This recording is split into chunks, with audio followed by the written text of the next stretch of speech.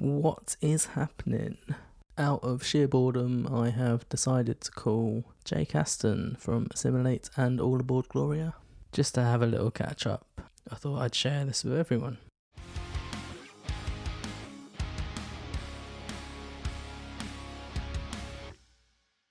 Hey Jake, how you doing today? Yeah, not bad, man. How are you doing? Yeah, I'm alright. How's isolation treating you? Well, it can get a bit boring sometimes, but trying my best to trying my best to keep busy. Playing guitar and playing games and sleeping a lot. How about you? Yeah, pretty much the same stuff really. So what Nice. sort of stuff you been playing on guitar? Well, mainly like working on music, I guess. New Assimilate stuff, just playing through it, seeing if there's anything else I want to add, and then me and Matt Bound have been sending each other like Gloria ideas for whatever we're gonna do next. So yeah, just working on new Nice. stuff, and then a little bit of like just learning songs. Like the other day, I tried to learn how to play Redneck by Lamb of God, and there's one little run or riff thing in there that's just way too fast, and I can't play it. But the rest of it, besides that riff, I can play. So Practice makes perfect. yeah, exactly. How about you? How have you been keeping busy, Tom? Um, just been playing Call of Duty. Sounds about right. Yeah. You know how it is. Throwing my controller against the wall. Yeah. So, why did you start playing in bands? Why did I start playing in bands? Well, it's in secondary school. I was I started really getting into music around when I was about 12 years old, and I've always been quite, I guess, I've always been quite creative in the sense that I always want to be working on something. And before I started playing music, it was like making videos online or like making my own, like doing drawings or whatever. But like when a friend of mine in school called Sam Cooper, he played guitar, and the fact that he was like coming up with his own riffs and wanted to like be in a band and write music, I just really wanted to do that. Like that seemed like a sort of creative thing that I could really sink my teeth into. So he kind of helped start me off on learning guitar, and then uh joined a band in secondary school and would like play the Battle of the Bands and like Christmas entertainment shows and stuff, doing covers. And What was the name of that band?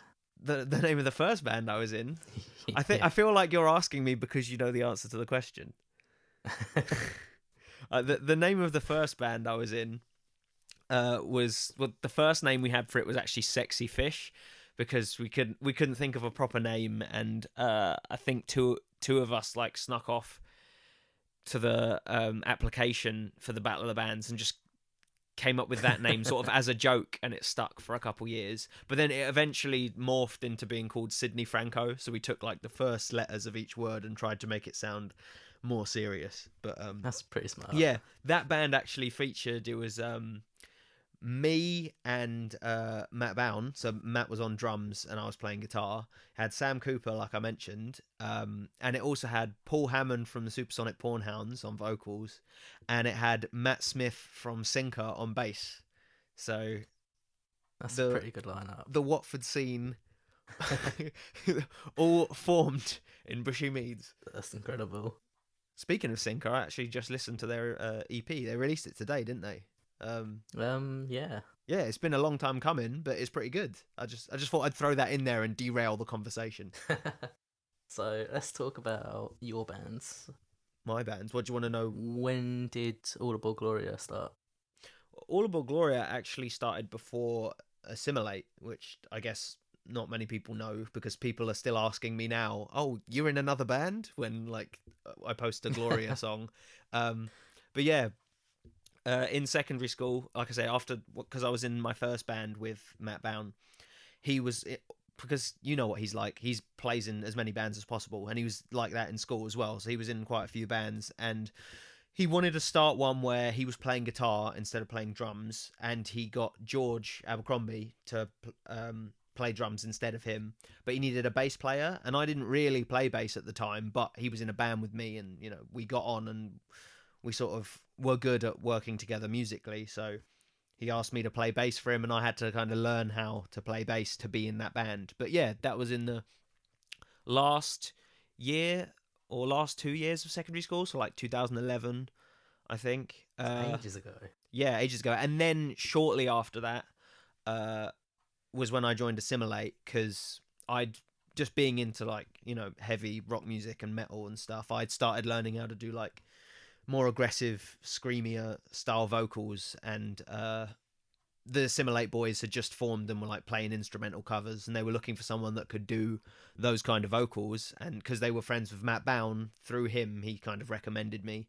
And then I joined that band as the singer in like late 2011 or early 2012. I can't remember. That's pretty cool.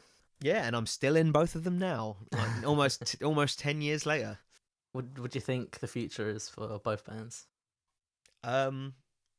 Wow. If we're talking the near future, I mean, we're finishing up writing the Assimilate album. I mean, we were supposed to we'd already done live demos for all the material that we've written, but we wanted to start like proper in-depth pre-production for the Assimilate album that we were going to start like now, but because the whole COVID-19 situation has hit and we're all stuck at home, we can't really do that. So as soon as this is finished and we're allowed to go outside again, we're going to get back to like Sanctuary Studios or something and just record, like layered demos of all of the songs we've written, just making sure we're happy with all the songwriting and all the performances and stuff. And then hopefully in a couple months' time, we'll be in the proper studio.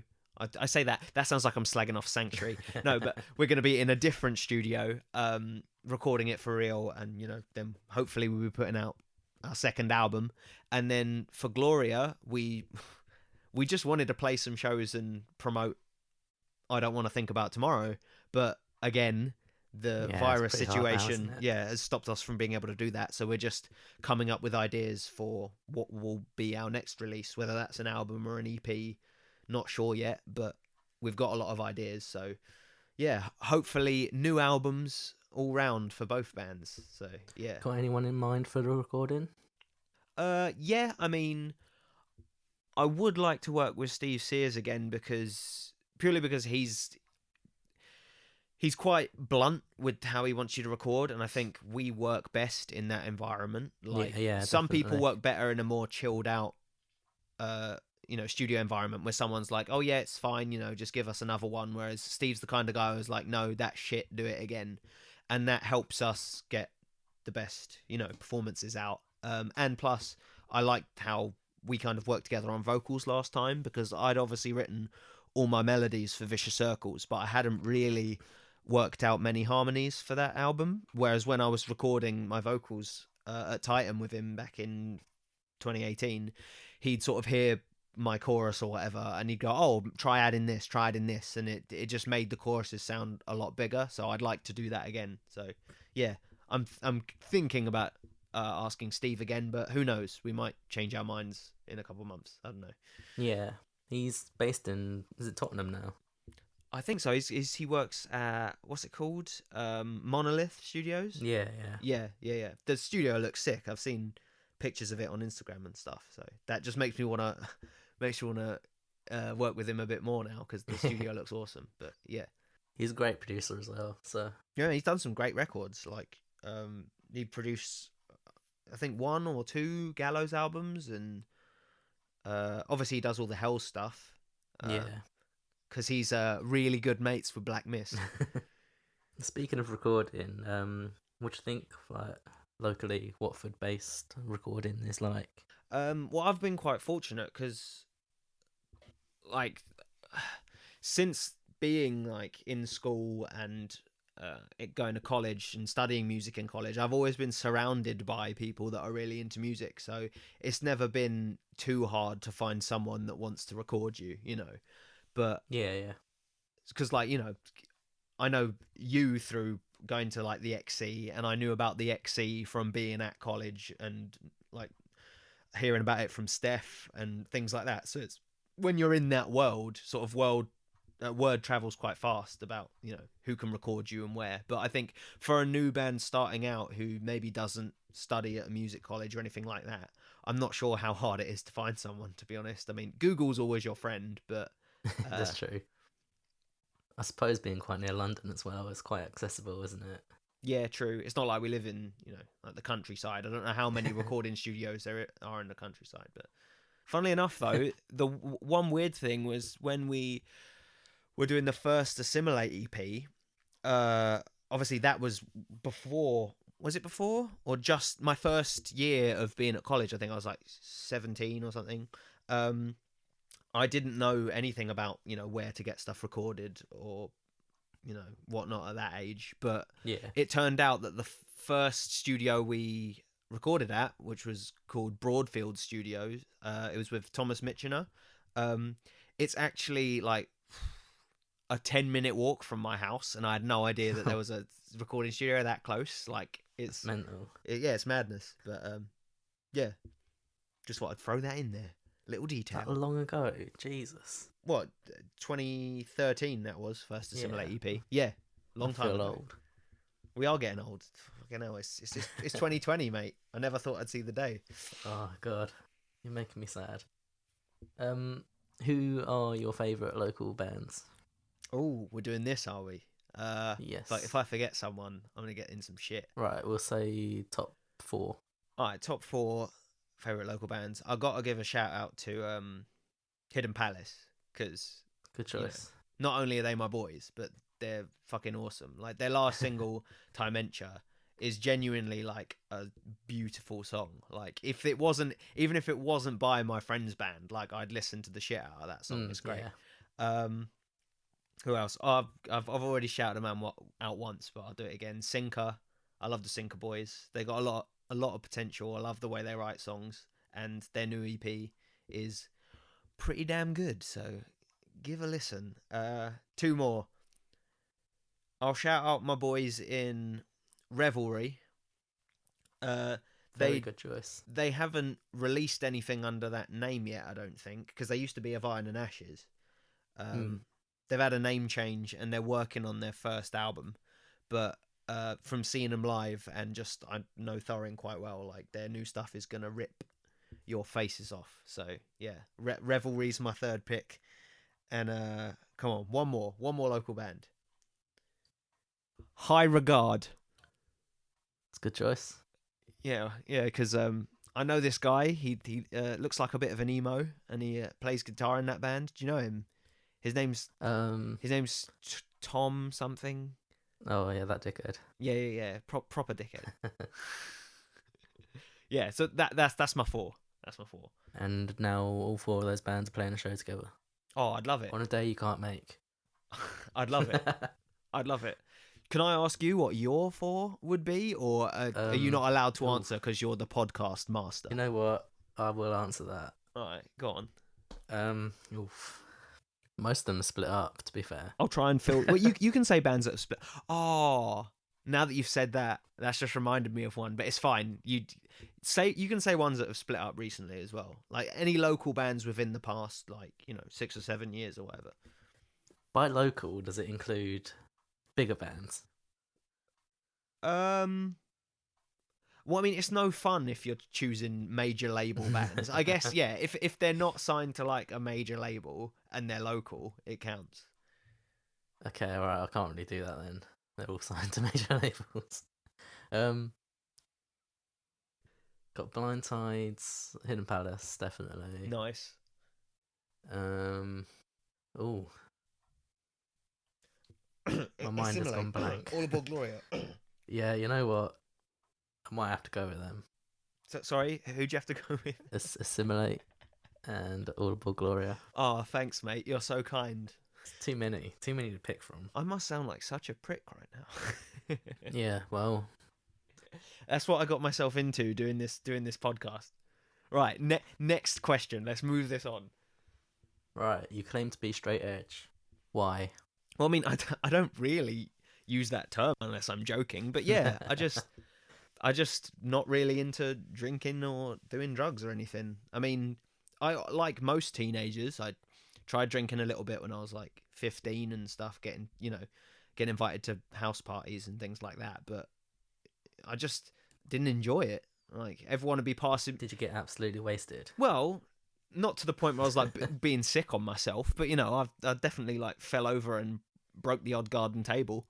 But Oh God. yeah, no, it'd be the kind of situation where, you know, people were passing me beers and stuff like, yeah, man, and I'd drink it and sort of not enjoy it at all, and then just sort of have to pretend like I was enjoying it and put it down. And after a while, I was just like, I don't like the taste of any of these drinks. I don't really feel the need to, you know, get drunk. It's not something that I want to do. Like, I'm the type of person that I can enjoy myself without needing to do that. So it's like I just don't see the appeal, and I don't enjoy doing it.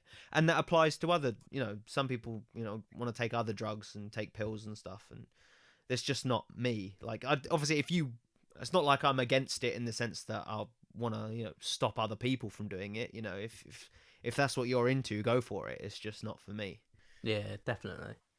I always thought like I was like not alone, but like an odd one out when it came I know to what you mean. Yeah, because that it's stuff. like it is such a, especially when you're a teenager, like it is such a common thing for, like, you reach that age and now you want to go out and, you know, get pissed and start doing drugs. And it's like, if you realize at a young age that you don't want to do that, you do kind of feel a little bit, you know, left out, a little bit different. Yeah. But, you know, I've always been quite stubborn and not really cared what other people think about me, you know. And I know that sounds very like edgy, but it's true. Like, I've genuinely just always done what I've wanted to do, and that's it. So like, it was quite easy for me, even though I knew that I'd be kind of viewed as different. Like, it's the same with me giving up meat like a couple years ago. Like, I knew that as soon as I went vegetarian that I'd start getting, you know, people start making jokes and stuff, but I don't care. It's like, it's what I want to do, so I'm going to do it. How strict are you on the old straight edge scale? For me, it's like, it's just, I think the best way to put it would be like, I'm not into recreational drug use. That's the best way to use it. Like, if drugs, like, as far as medicine is concerned, if I need to take that to make myself better for whatever reason, then of course I'm going to take it. You know, if I've got a headache and I want to take a paracetamol, then I will. But am I going to be popping 10 paracetamol to, you know, start buzzing? No. So I think that's the best way to put it. Or like some people have said, oh, do you use mouthwash with alcohol in? And I'm like, well, yeah, if it cleans my mouth well, but I'm not going to drink the whole thing to get pissed, you know. So yeah, I think that's my level of strictness. Do you take caffeine at all? I don't tend to take caffeine, purely not because of anything to do with like I said, because of like recreational drug use or anything, but just because I don't react well to caffeine. If I drink, like, I will obviously have it occasionally, but on the occasion where I have caffeine, like, here's an example. Last summer, I think, I was bought a Monster at about 6 or 7 in the evening, so it wasn't late. It wasn't late at all. I drank that Monster, and I did not sleep all night. I love that. So caffeine is not good for me. Like, it keeps me awake and I can't relax. So yeah, I tend to, like, when I have tea, I buy decaf tea bags and stuff, just because if I want to have a tea late at night, I don't want to sacrifice my night's sleep. So yeah, I tend to stay away from caffeine, but for different reasons. It's a very good choice. So going back onto music related stuff, what gear do you use? We'll split it up into both bands. Yeah, I'll go with Gloria first, because I tend to use more gear in that band, because, you know, I'm an instrumentalist in that band as well. I use a Fender Rumble amp when we play live. I think it's the Fender Rumble. Is it the 100? 100. Yeah. I think, Yeah. I use the really light one. Yeah, it's great. amazingly light. Like, every time I pick it up, I'm surprised, and I've had it for a couple years now. It's like, it still surprises me just how light it is. Yeah, and as far as like my instrument, I use what is it? It's a jazz bass. It's not a real Fender. It's the Squire one. But it's I forget the color. It's the one that's like it's black, but it's got the red, like mottled scratch plate on it, and it's gorgeous. Yeah, that's what I use. Jazz bass. It's a very nice bass. Yeah, it's great. It's got like it's just trebly enough, like in its sort of natural sound, to where it's got like a really nice attack if you're like slapping or playing with a pick, but it's not too trebly. You know, it still is like a proper bass and sounds thick. You know, so it's great. What string gauge do you use On my bass? Yeah. That is a really good question because I only use that bass to play shows. Really, I don't play it at home. I use it to play shows and like when we actually go to and have a Gloria practice.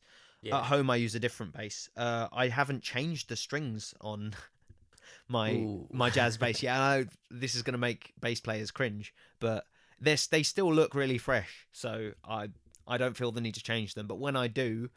I don't drop tune in Gloria, so I'll just go with the, I guess, standard bass gauge.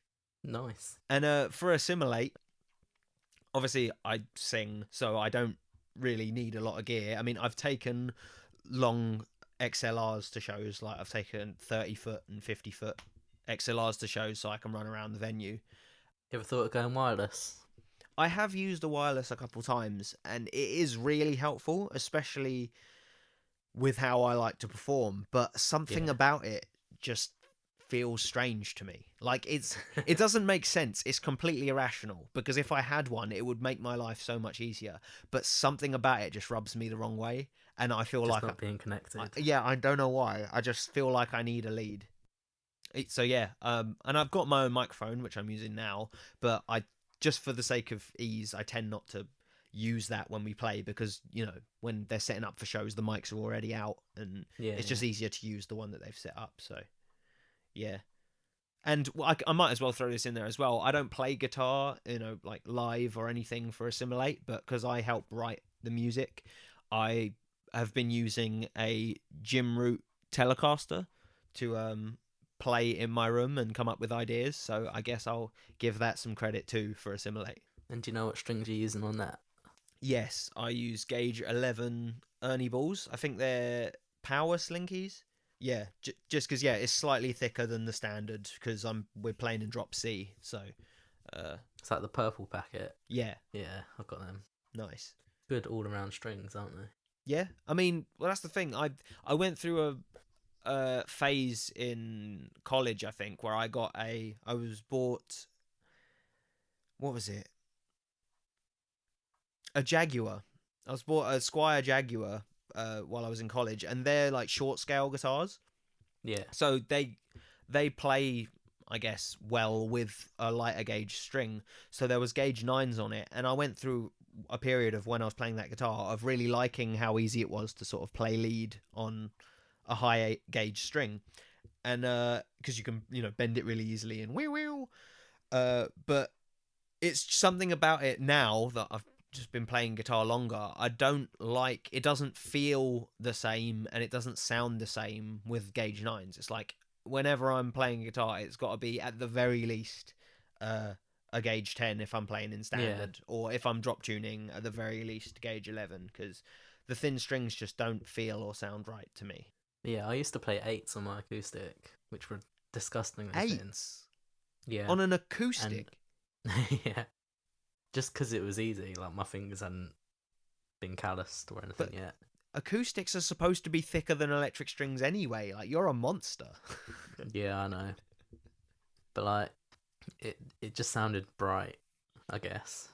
Oof, and I liked yeah, that. fair. But since discovering heavier music, I've really come to appreciate like good thickness, good girth. Like it's tighter as well, and the string is tighter. Yeah, and that's kind of what you want as well, because in heavy music there's not as much lead playing. I know that sounds there obviously is, because, you know, metal is famous for having guitar solos and shit, but like a lot of modern metal music is mainly like rhythm and like riff based, so you don't really need to be able to bend the strings a lot. So having and plus drop tuning, which is super common nowadays. So yeah.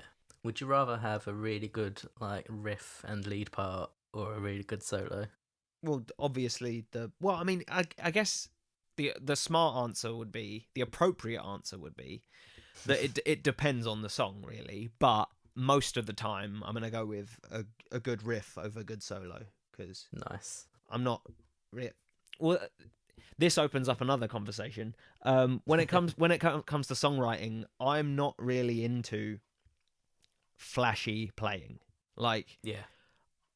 a lot of people who are into technical music, they'll listen to like proggy bands like Animals as Leaders and stuff like that, and those guys are insanely talented. Like, I saw them play at Download, and just watching the stuff they do blows my mind. But at the same time, it's like I can't remember a single song after watching them play, and it's like, because for me personally, I'm more interested in the other style of songwriting, like not the style that's like to do with being impressive technically, but the style of songwriting that's more about having like hooks and memorable melodies and lyrics and stuff like that, So if it comes down to choosing in a song, if there's to be some really flashy solo or just like a solid riff that makes you want to bob your head, I'm gonna want to do the riff, because that's more what I look for in songwriting personally. It's a very good answer. Thank you, Tom. I mean, I'm not sure if you feel the same way. Do you?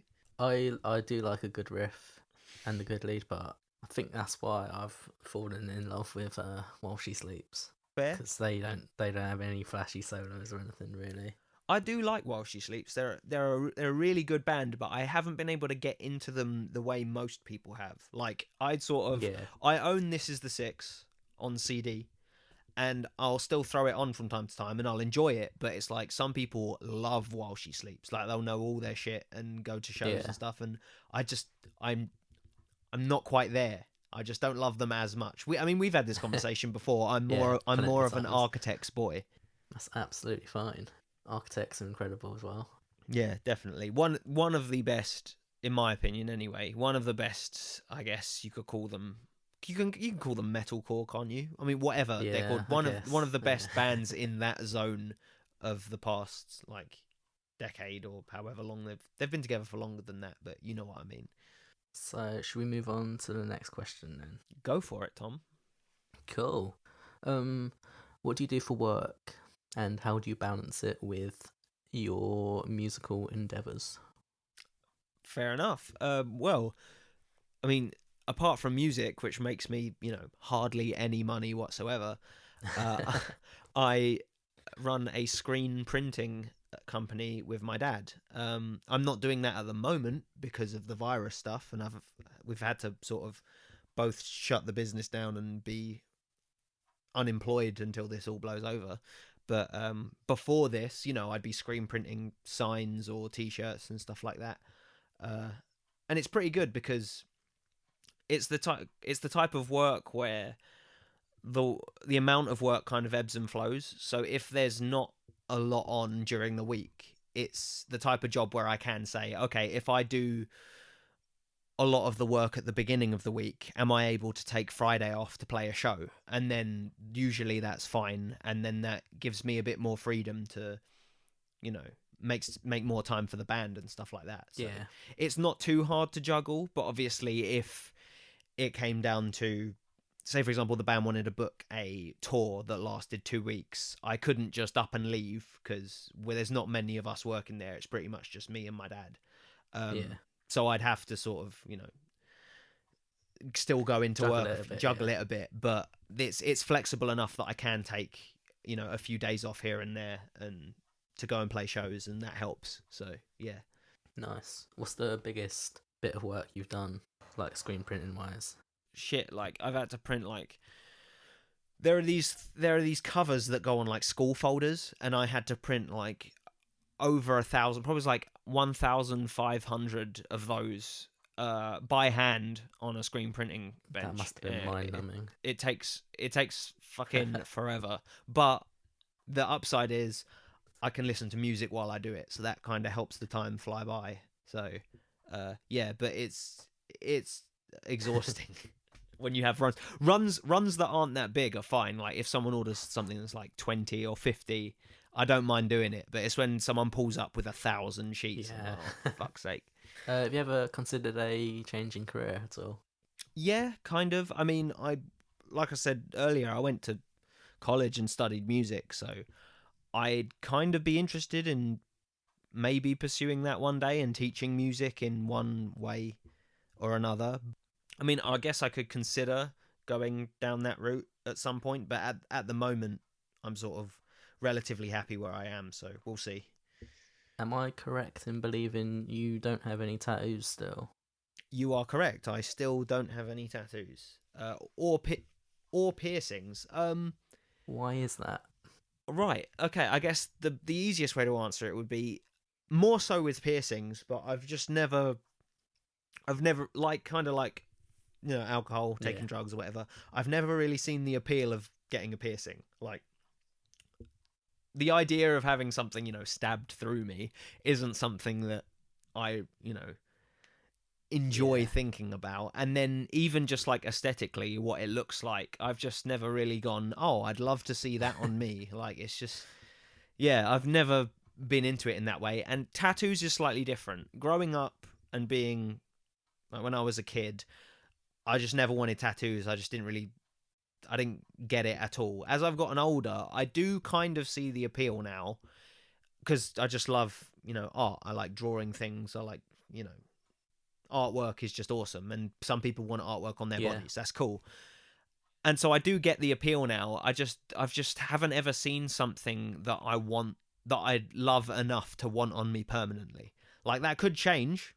Like in 5 years, I might say, you know what, that album cover, I definitely want it on me for the rest of my life, and I could get one.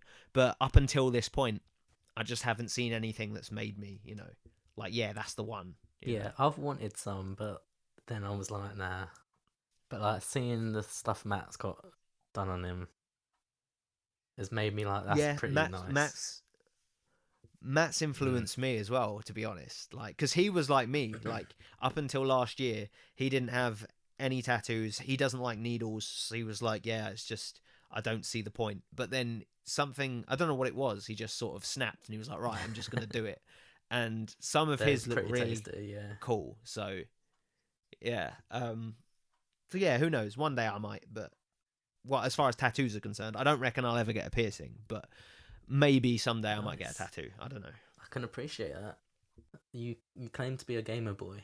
I mean, a little bit. I mean, I'm more so a gamer now than I was when I was in secondary school. I was getting into music. I just pretty much stopped playing games for a good few years. But recently I've been loving the Nintendo Switch, the PS4. I've been playing... What are your favourite games? Oh, favourite games. Oh, interesting you say that, actually. George was asking me this very question the other day.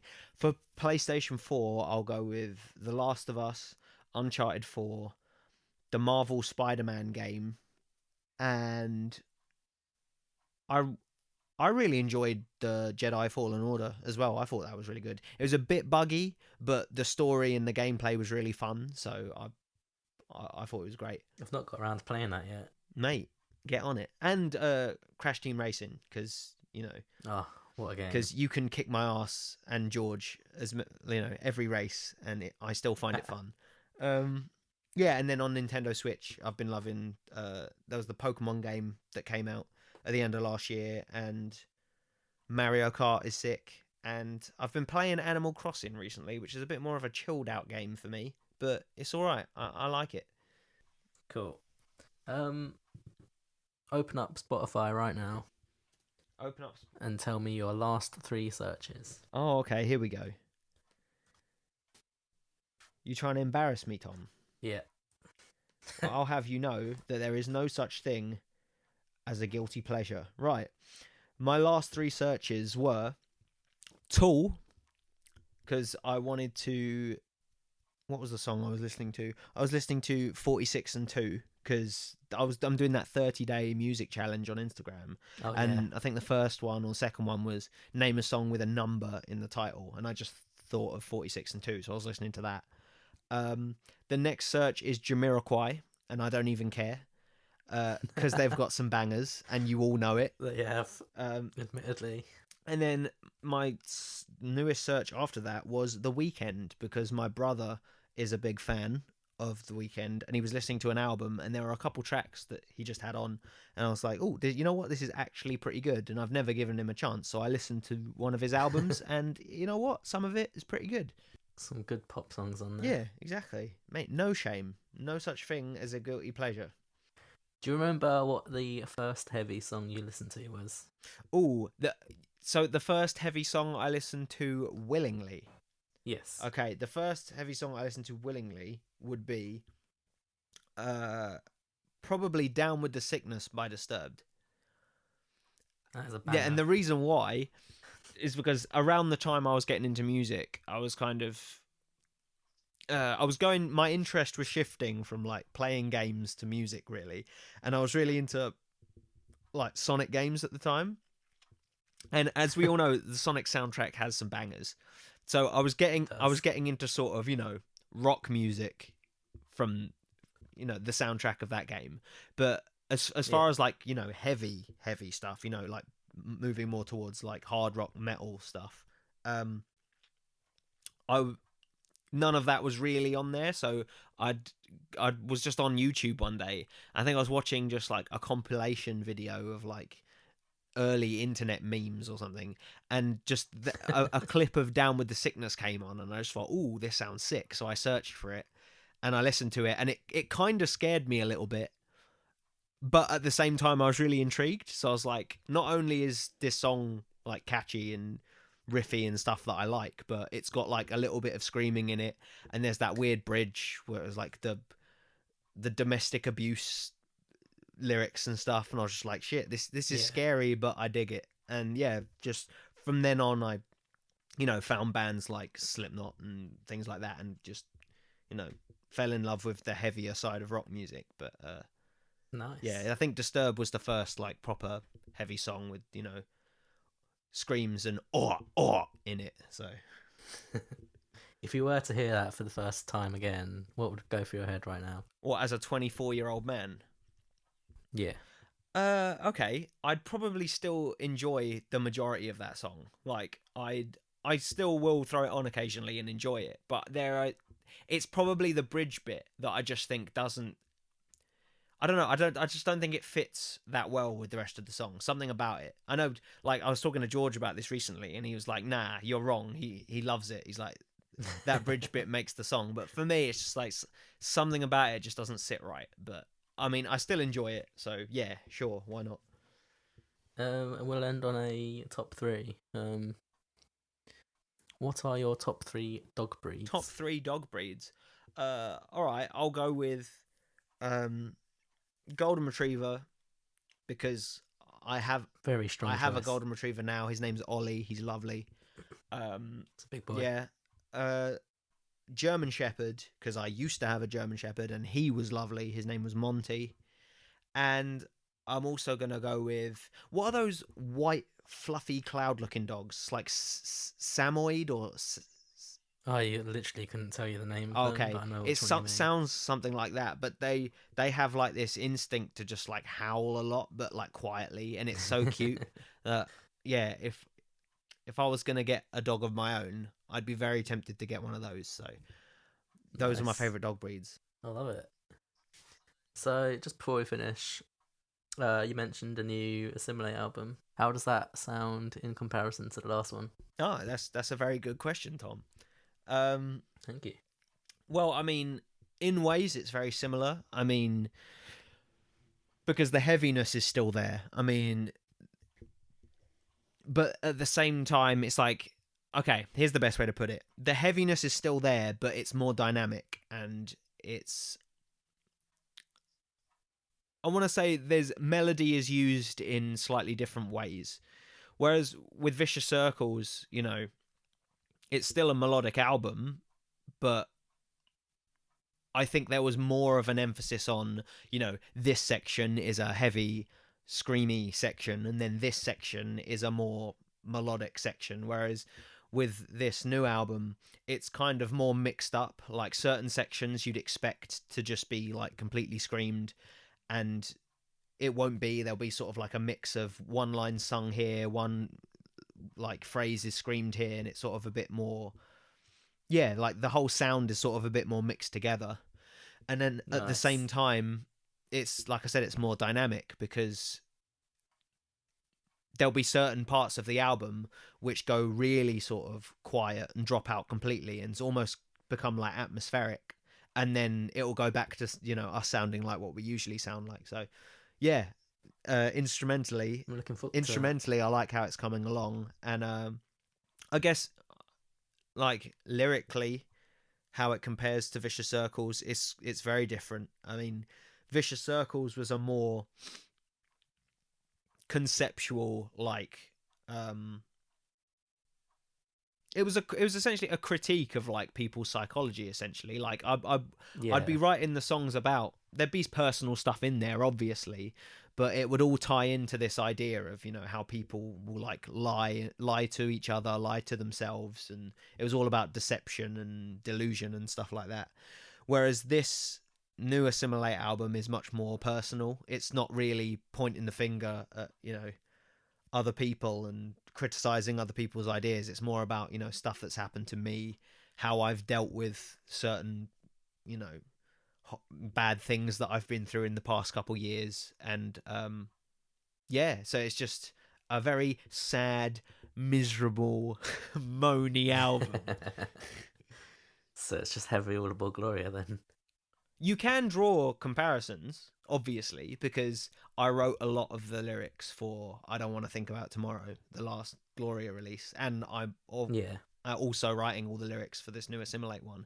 So you could probably read the lyrics to both albums and say, he's singing about the same situation in these songs, but my approach is different with both bands, obviously, like, because the music, I tend to write most of the music first before I write lyrics. So the music will influence how I approach writing the words. So when it's Gloria, because the music tends to be, you know, a bit softer, a bit more, a bit less aggressive, it makes me want to sing about that subject in a less aggressive way. Whereas with Assimilate, you know, because of the way the music's written, I might be singing about the same thing, but I'll use different words and I'll just phrase it a lot differently because it will suit the sound of the music more. You know what I mean? Yeah, I get you. So sort of like your delivery. Yeah, pretty much. It's gonna be more. Yeah. So you get me. But yeah, I'm really excited. I get you. I'm really excited to finish that up because it's been a long time coming. The first song we wrote for it was in like end of 2018 or something like that. So yeah, we've been working on it for a while. So hopefully either end of this year or early next year there'll be another Assimilate album. But depending on how long this virus shit lasts, will obviously affect that. So who knows? Yeah, we're gonna expect any backing vocals from Matt live. I definitely think that'll happen. On the record, I think I'll be singing all of it, but I'm always up for him joining in live and throwing some, you know, harmonies or backing screams or whatever he wants to do. Because yeah, it sounds great when he does. So he is a boy. He is indeed a boy, Tom. Well, we'll end it there, Jake. Thanks for being part of this. No worries, mate. Had a good time. I'll speak to you soon. I'm glad I was good company. You were great company, mate, and well done on your first podcast. Thank you. I hope it's not shit. Me too. Right, I'll see you later, mate. All right, I'll see you later, buddy.